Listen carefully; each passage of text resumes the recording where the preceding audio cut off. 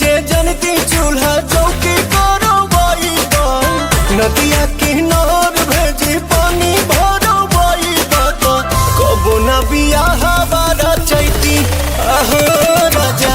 मांगे न सेनुराती कवैती अहो राजा कबो न बियाह बारा चैती।